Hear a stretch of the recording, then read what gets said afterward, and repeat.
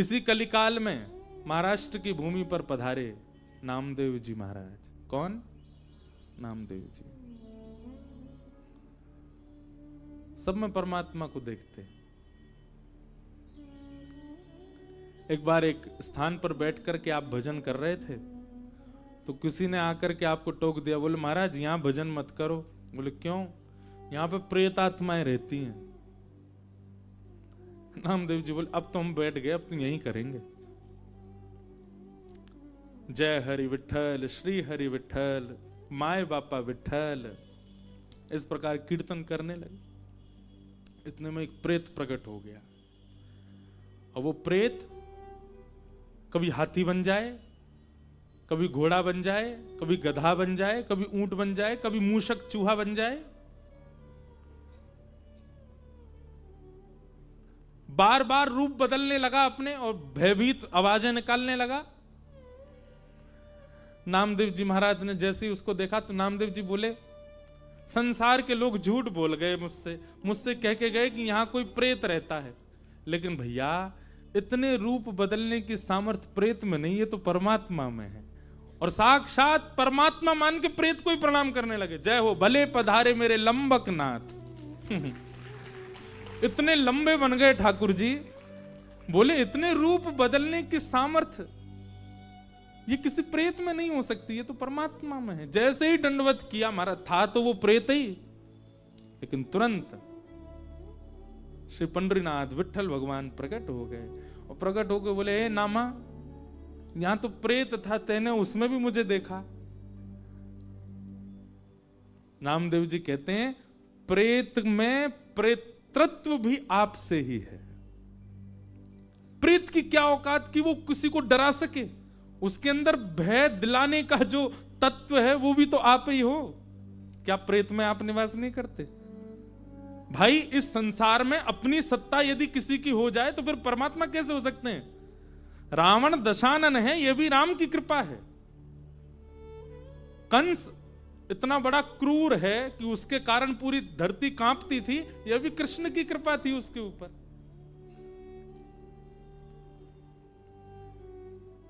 किसी का अपना अस्तित्व नहीं हो सकता। प्रेत में पितृत्व भी आपकी वजह से ठाकुर जी।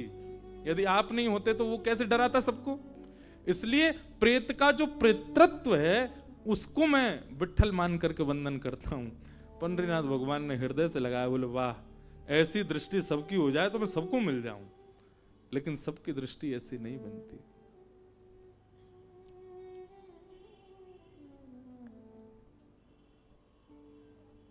मैं नहीं, मेरा नहीं।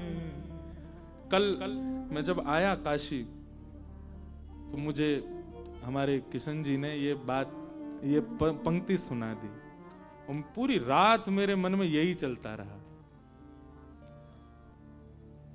बहुत प्रिय पद है। और जिनका स्मरण करके मैंने कथा प्रारंभ की, उन्हीं का ये भाव, उन्हीं का भाव है। हाँ, मैं आज तक गाता रहा, पर मुझे कल ही पता चला कि महाराज जी की पंक्ति है। कितना सुंदर भाव है। मैं नहीं, मेरा नहीं, यह तन किसी का है दिया। मैं नहीं, मेरा नहीं, सब लोग गाओ। किसी का है दिया।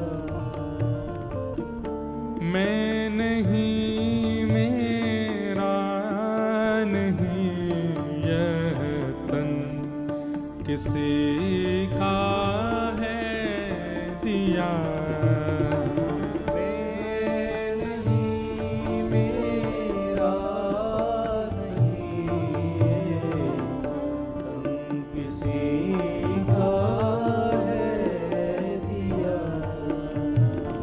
जो भी अपने पास है वह धन किसी का है दिया, जो भी अपने पास है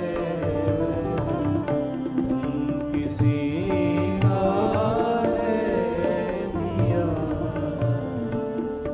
देने वाले ने दिया, वह भी दिया किस शान से। देने वाले ने दिया, वह भी दिया किस शान से। हमारी शिकायतें कभी खत्म नहीं होती ठाकुर जी से, पर ठाकुर जी ने हमको तन देने में तनिक भी कोई चूक नहीं की। देखने के लिए संसार को नेत्र दिए, सुनने के लिए कान दिए, नाक दी, जीव दी। संसारी व्यक्ति 1 लाख रुपया भी देता है तो ब्याज तय करके देता है। ठाकुर जी ने कोई ब्याज तय नहीं किए हमसे। कितने शान से दिया, जैसे मानो ये हमारा ही है। अरे मैंने आपको गाड़ी दी थी 1 महीना के लिए, लेकिन आप तो उसको 120 पे ही दौड़ा रहे हो जैसे तुम्हारी हो। ये काम हम लोग कर रहे हैं इस तन के साथ। इससे कुछ भी खाते हैं, कुछ भी पीते हैं, कुछ भी पहनते हैं। लोग कहते हैं, आजकल के मॉडर्न लोग कहते हैं, आप इतनी रोक टोक क्यों करते हैं कथा वक्ता गण की, ऐसे खाओ वैसा पियो। अरे हमारा शरीर, हम चाहे जो करेंगे। अरे भाई तुम्हारा नहीं है, यही बात तो है। भाई किसी ने अपनी गाड़ी दी और तुम तोड़ ताड़ के उसको ब्रेकर पर दौड़ा रहे हो 120 पे, तो सामने वाला जब तुमको मिलेगा क्या हाल करेगा तुम्हारा? FIR अलग कराएगा, पुलिस लेकर के जाएगा। इसको मैंने इसके कार्य के लिए गाड़ी दी और ये क्या कर रहा है उसके साथ। आप कुछ भी नहीं कहा सकते, आप कुछ भी नहीं पहन सकते, आप कैसे भी नहीं रह सकते, क्योंकि ये तन विश्वनाथ ने दिया है हमको। और किस लिए दिया है? आत्म कल्याण के लिए दिया है। मानव देह अवसर है, निकल लो इस संसार के चक्र से। उसके लिए ठाकुर जी ने मानव बनाया हमको, और हम इससे कुछ भी कर रहे हैं? नहीं कर सकते यार। देने वाले ने दिया, वह भी दिया किस शान से। देने वाले ने दिया, वह भी दिया किस शान से। मेरा है यह लेने वाला, कह उठा अभिमान से। मेरा है ये मेरा है, ये अभिमान हम करते हैं। कह उठा अभिमान से। लेकिन अगली पंक्ति कितनी सुंदर। मैं मेरा यह कहने वाला मन उसी का है दिया। मैं मेरा यह कहने वाला मन किसी का है दिया। ओ मैं नहीं, मेरा नहीं, यह तन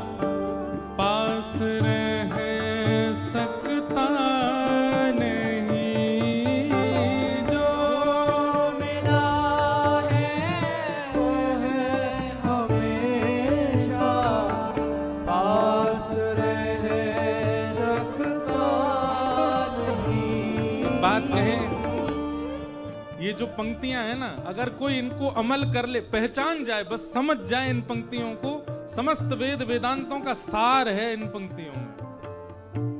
जो मिला है वह हमेशा पास रह सकता नहीं। जो मिला है वह हमेशा पास रह सकता नहीं। हर कुछ, चाहे वो कोई संबंध हो, चाहे आपकी कोई प्रिय वस्तु हो, चाहे धन हो, चाहे बहुत नाम हो, यश कीर्ति वैभव हो, एक बात याद रखिएगा, कुछ भी पास आया है तो इस संसार का नियम है बिछड़ने के लिए ही आया है। आपको अति सुख मिल रहा है किसी वस्तु से, तो वह अति दुख देने के लिए ही आया है। इस संसार का नियम है ये। अगली पंक्ति में कहते हैं, कब बिछुड़ जाए ये कोई राज कह सकता नहीं। कब बिछुड़ जाए ये कोई राज कह सकता नहीं। जिंदगानी का खिला मधुवन किसी का है दिया। जिंदगानी का खिला मधुवन किसी का है दिया। मैं नहीं, मेरा नहीं, यह धन किसी का है दिया। मैं नहीं, मेरा नहीं, धन किसी का है दिया। और अंतिम पंक्ति सबसे श्रेष्ठ, तीन काम यदि आपके जीवन में है तो आप अपना आत्म कल्याण कर रहे हैं। क्या? जग की सेवा खोज अपनी प्रीत हरि से कीजिए। जग की सेवा छोड़ आद्य गुरु शंकराचार्य कहते हैं, हरि से कीजिए। रोज खुद से पूछा कीजिए आप क्यों आए हो इस संसार में? केवल ब्याह करने के लिए, केवल वंशवर्धन के लिए, केवल धन कमाने के लिए, खाने पीने, सोने, हंसने, रोने, उठने बैठने के लिए, इसी के लिए मेरा जन्म हुआ? क्या ठाकुर जी ने मेरी मातृ को प्रसव पीड़ा मेरे जन्म के समय केवल इसलिए दी कि मैं भी वही करूं जो सामान्य व्यक्ति करके जा रहा है? क्या इसी के लिए मेरा आना हुआ था इस संसार में? रोज स्वयं से पूछना चाहिए, कोहम कस्तम कुत आयात, मैं क्यों आया हूं इस संसार में? ये तीन काम। सबसे पहला जग की सेवा, खोज अपने आप को खोजो, क्यों आए हो आप संसार में? और तीसरा प्रीत हरि से कीजिए। मुझे ऐसा लगता है जग की सेवा और हरि से प्रीति, ये दो क्रिया यदि आपने की तो तीसरे प्रश्न का उत्तर आप क्यों आए हो ये आपको मिल जाएगा। जग की सेवा करो, हरि से प्रीत करो, तो आपके आने का उद्देश्य आपको पता चलेगा, क्यों आए हो आप पृथ्वी पर। एक बात लिख लीजिएगा, इस संसार में एक भी व्यक्ति अकारण नहीं आया है, कोई कारण तो है उसके आने का। जग की सेवा खोज अपनी प्रीत हरि से कीजिए। जग की सेवा खोज अपनी प्रीत हरि से कीजिए।